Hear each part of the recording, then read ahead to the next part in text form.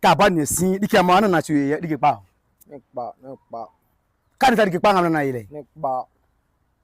So won na manja ni kun mo bo je wa. Asi ma fe sin.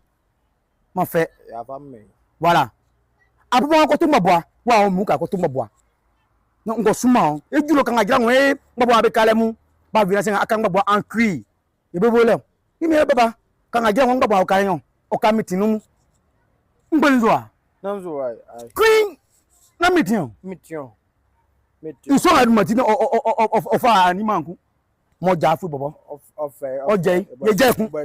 Voilà. Ona ko de te onu. Bon. Ya ko fa belo to wan ngba ya fu no ko. Donc so e fi so munzima. Mo nzi aya mfe. Are onu. Ba. Nko ni boss frame. Voilà voi. C'est bon, et il prépare ce qu'on vient. Comment est-ce que je là alors? Donc, il y a vraiment trop. Je crois. Il y a Ouzima. Monzima. Et sous Ouzima, de Ouzima. Quand a jamais dit, il fait une bonne leçon. Tout à fait, il faut tomber, vous avez une bonne nourriture. Mais il n'y a pas bon sangano.